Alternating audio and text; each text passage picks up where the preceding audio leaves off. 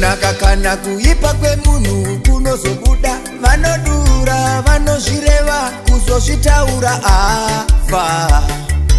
Kunaka kana kuipa kwemunhu kunozobuda vanodura vanozvireva kuzozvitaura afa. Vamwe ndivo vanoti wafa wanaka. Wanaka kune aenda ina Jesu. Ane nhamo kana afari mutadzi panyika. Veduve tisarevera nenhema.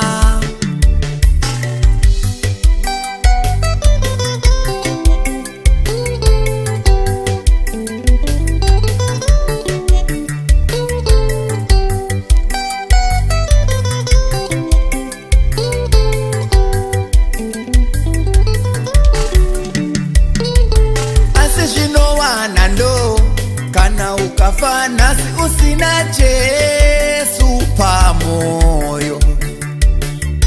Asi zvinowana ndo kana ukafa nasi usina Jesu mumoyo.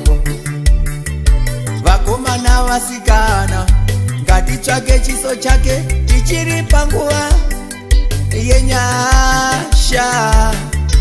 Vakomana vasikana ngatitsvake chiso chake tichiri panguva yenyasha. Vana baba ngatitsvake denga achiri masikati nekuti usiku uchasvika. Vana mai ngatitsvake denga achiri masikati nekuti usiku uchasvika.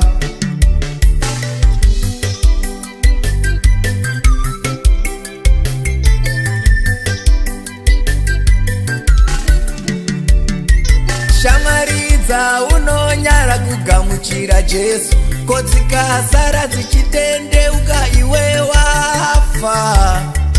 Mudiwawa unonyara kugamuchira Jesu. Ko akasara achitendeuka iwe waenda.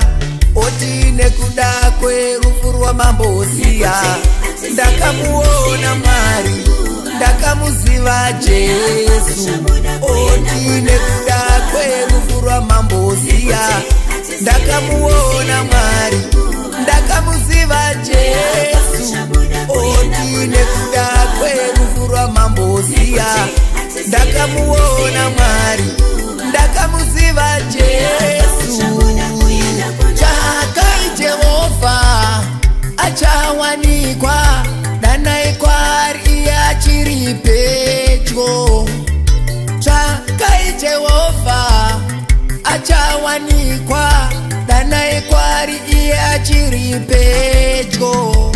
Ingaseri kweguva inga kuna muteuro. Seri kweguva inga kuna chirikoiko. Seri kweguva inga kuna muna madohe. Seri kweguva iko hakuna chirikoiko. Seri kweguva iko hakuna muteuro. Seri kweguva inga hakuna chirikoiko.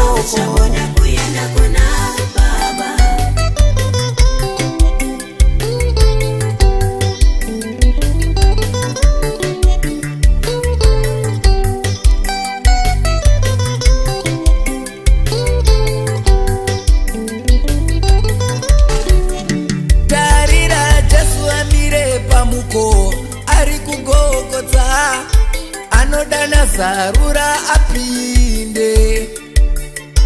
Usafunge kutendeuka mangwana. Pada zvichida mangwana cho ausvike. Usafunge kutendeuka wavakumba. Pada zvichida iko kumba kwacho ausvike. Usaronge kutendeukira paunodira. Rangarira upenyu nenguva ndezvaMwari. Dega rifari nekufa kwemutadzi. Asi rinofara kana mumwe chete akatendeuka.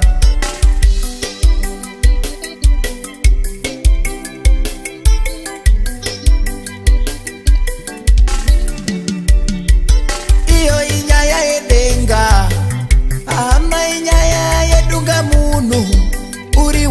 kutenga pachako. Iyi nhau yekutendeuka, hama inyaya yedunga munhu pachako.